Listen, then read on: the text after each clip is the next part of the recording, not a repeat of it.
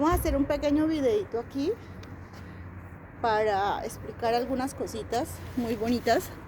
Justamente ahorita estoy aquí al frente de los Polochitos, de la Casa Social.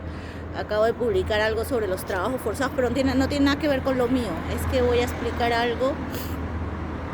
Mi trabajo, gracias a Dios que me han dado un trabajito, no, bendito sea el Señor por él, eso no es trabajo forzado. Pero, ¿por qué estoy hablando de esto hoy con el pueblo de Israel? Y lo hago mostrando esta menorá tan hermosa, natural. Las menorá naturales son hermosas porque muestran, es lo que tiene mucho que ver con las menorás que tiene el pueblo de Israel en el templo y en todas las cosas que hace el pueblo de Israel. Entonces, ¿qué es lo que les quería decir? Por ejemplo, ahorita estamos viviendo una situación muy difícil en Israel. Y esa situación tan difícil en Israel, todas las cosas tienen su tiempo y tienen su momento, por lo mismo las profecías.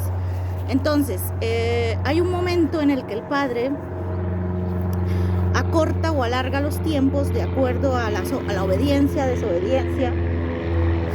Pero hay momentos en que el Padre, para hacer una profecía, cuenta con la obediencia o la desobediencia del hombre bajo el sol.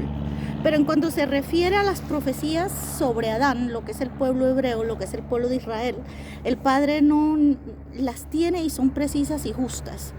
Entonces, tú tienes que entender lo que son las profecías para el hombre bajo el sol, o las naciones que salieron del Edén, y todo para lo que es las naciones, el Edén justamente, que es en este momento Israel. En este momento está pasando una situación totalmente profética, que es la situación que pasó en Éxodo. Y fue el mismo grito, por ejemplo, una vez yo comencé aquí a decir: deja libre al pueblo belga, deja libre a mis gobernantes. Eso empieza así. ¿Por qué? Porque todo lo que pase en Israel repercute en el planeta entero. Entonces, en este momento estamos viviendo una situación como en el Éxodo, donde el Padre está diciendo: deja mi pueblo, deja mi monte santo, deja que mi pueblo me alabe en mi monte. Todo lo que es, por ejemplo, yo te voy a dar un ejemplo. Nosotros somos mesiánicos y somos cristianos.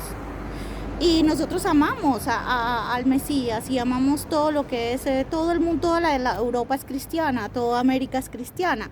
Que hayan sectas o cosas que se instalen, eso es, pero las constituciones nuestras son cristianas y nosotros somos una civilización judeocristiana en transición hacia el judeo-mesianismo, mejor dicho, hacia el hebreo-mesianismo, que abarca muchísimo más. Entonces, y en ese hebreo mesianismo está también el musulmán mesiánico, que es lo que fue la primera revelación de verdaderamente de Mohammed, que es una revelación muy hermosa, que algún día hablamos de eso. Entonces, en este momento el Padre está desde los cielos diciendo: deja a mi pueblo ir, deja a mi pueblo construir su templo, deja a mi pueblo ya todos tienen sus templos. Entonces yo te estoy diciendo, nosotros somos una civilización cristiana y judeocristiana, y nosotros amamos a Israel. Y para nosotros Jerusalén es una ciudad santa, ¿verdad? Para todos nosotros los cristianos. Es la ciudad santa. Y no por eso nosotros tenemos que ir a Jerusalén y decir que esos son los lugares santos de nosotros los cristianos. Y nosotros no le hemos quitado nada a Jerusalén y no reivindicamos eso. Por eso es que yo defiendo a la Iglesia Católica, que se llama el pensamiento universal, porque la Iglesia Católica ha tenido una evolución. Y una de las cosas, de las señales en las cuales hay religiones inclusive que se han apoyado en decir que la madre de las rameras es la Babilonia, es la Iglesia Católica. No, señor, eso es una mentira. Nosotros, yo he regresado a la Iglesia Católica porque a mí las cosas injustas no me gustan. La Iglesia Católica tiene miles de defectos. No es porque la gente tenga defectos y tenga problemas que uno tiene que abandonar a la gente. Todo lo contrario. Uno antes tiene que estar con los hermanos que más necesitan de uno. Y en este momento los católicos necesitan de nosotros. Sí, son los más grandes, pero son los más bebecitos en cuanto a estas profecías y a este evangelio, porque fueron los que más sufrieron la invasión justamente de Babilonia. Justamente la invasión de todas estas nueva era y de todas estas ideas. Hasta el Buda está metido sucedido en el Vaticano. Entonces justamente por eso nosotros tenemos que estar más pegados a la iglesia, porque cuando un hermano está en peligro, justamente es lo que pasa cuando el Padre Eterno manda a Noé. Entonces, ¿qué pasa? La iglesia católica, mira que en todo su esplendor y en toda su locura que empezó con el Vaticano y todo, no cometió el gran error de crear una iglesia en pleno Monte Santo de Sión. O sea, ¿por qué? Porque había cantidad de hebreos escondidos en el Imperio Romano y en los corintios y en los griegos. Por eso lo de Pilatos, el INRI, hay mucho que aprender sobre el INRI, que algún día hablamos de eso. Entonces, la iglesia, esa es una de las señales de que nuestra iglesia católica, la iglesia del pensamiento universal, no es la ramera del Apocalipsis, ni es la hija de la Babilonia, ni nada. Fue invadida por todas las creencias babilónicas y antiguas, no solo babilónicas, sino muy antiguas, antes del Génesis y Nefilia, digámoslo así, pero no es ella. Y tuvo el gran respeto que hoy en día yo creo que la iglesia católica se va a rejuir, como decimos con esta información. Es una de las cosas que muestra que no es nuestra Babilonia, que no es la ramera del Apocalipsis, que es la que está en evolución, y el nombre que me lo dio mi hermano, que no lo sabía que quería decir católico, quiere decir la iglesia del pensamiento universal. Pensamiento universal es el pensamiento familiar, es el pensamiento del Mesías, es un pensamiento que se extiende en el humanismo, que abarca muchas cosas. Es diferente que, por ejemplo, los chicos homosexuales o lesbianas digan, no, es que nosotros también tenemos que dar lecciones en la iglesia católica. No, yo pienso que hay una solución muy bonita. Mira los mormones tienen la iglesia mormona de las familias, y hay unos chicos mormones que dicen que son la iglesia mormona de los chicos homosexuales. Eso es correcto, porque no se mezclan las cosas y no se hace una segregación. Los chicos, y nosotros podemos un día ir, por ejemplo, a la iglesia de los chicos que son homosexuales y lesbianas, y tendrán algo también que aprender, o nosotros enseñarles a ellos. Pero las cosas se separan, las cosas son con orden, no con segregación. Lo que va a crear es una confusión si los chicos obligan al Papa a decir, no, es que ustedes también pueden ser sacerdotes de nuestra iglesia. No, es una iglesia universal con familiar, y una iglesia universal donde los chicos pues tienen sus problemas, que esos son abducciones, que ya hablaremos otro día de eso. Entonces, no es porque la iglesia católica era la más grande y la más que tomó el monte de Sión y se instaló allí. Entonces imagínate tú lo que está pasando allí. ¿Quiénes fueron los que hicieron ese error tan grande para la humanidad que hoy en día está? Dame un argumento válido donde me digas que los chicos de Israel no tienen derecho a tener su templo. Y cuidado con eso, porque esto es un momento crucial de la historia de la humanidad y a niveles universales. El Padre ya dio la orden de que los chicos tienen que tener a Jerusalén y tienen que tener su templo, porque toda la humanidad tiene un templo. ¿Por qué los chicos no pueden tener su templo? Son los lugares sagrados de nosotros también. De nosotros también es el lugar sagrado y es la casa sagrada, pero no por eso vamos a invadirla. Y el mayor ejemplo de que no fue invadida es la iglesia católica. Y la iglesia católica fue inclusive más acorde con el discurso y puso una iglesia en el Monte de los Olivos. ¿Por qué? Porque en el Monte de los Olivos tenía que ver con la historia del Mesías.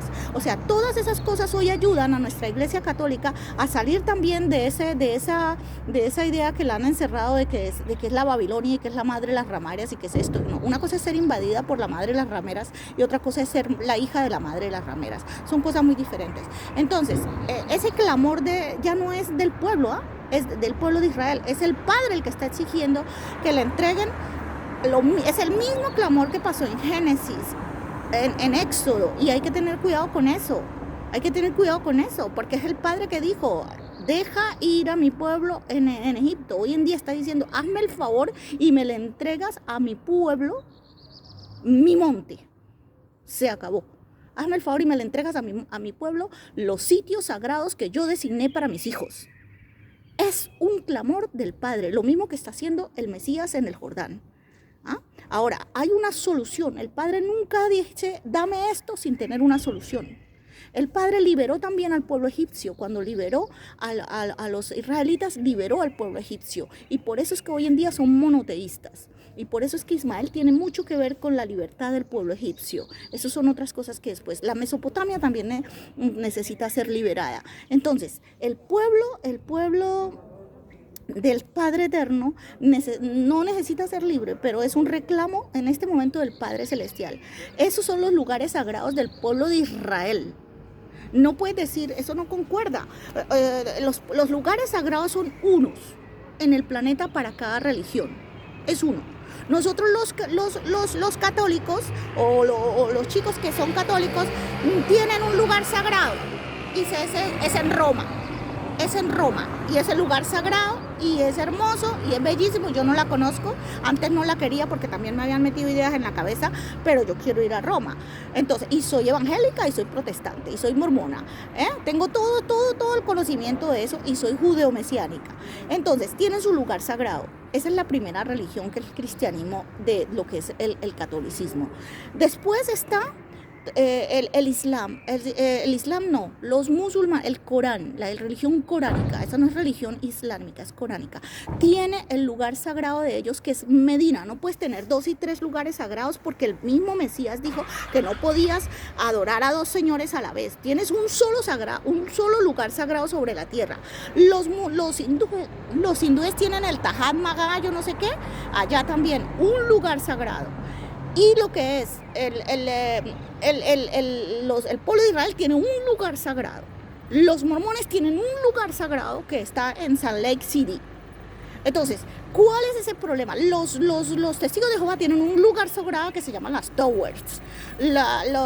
Los protestantes tienen un lugar sagrado también.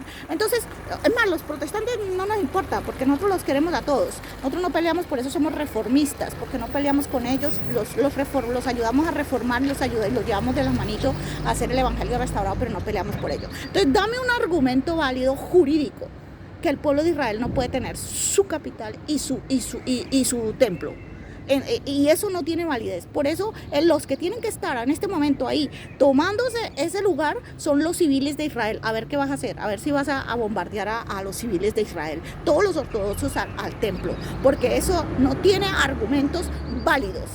Eso no tiene argumento válido de ninguna comunidad internacional. Y eso está bloqueando el planeta, está bloqueando la paz de los musulmanes en Mesopotamia, bloqueando, hundiendo más a Siria, hundiendo más a Irak, hundiendo más a todos los chicos de Irán que están con ese hombre loco que los manda. Una cosa son los faraones que los manda, otra cosa son los pueblos. Los pueblos están atados y el Padre no va a desatar esa bendición, porque Mesopotamia también tiene que ser libre y dejar ese odio, pero para que sean libres de ese odio, el Padre necesita su lugar sagrado entregado a sus hijos y no hay argumentos ni jurídicos ni válidos para decir que no. Y esto te lo dejo hoy delante aquí de los polochitos en el nombre precioso del Santo de Israel. Amén.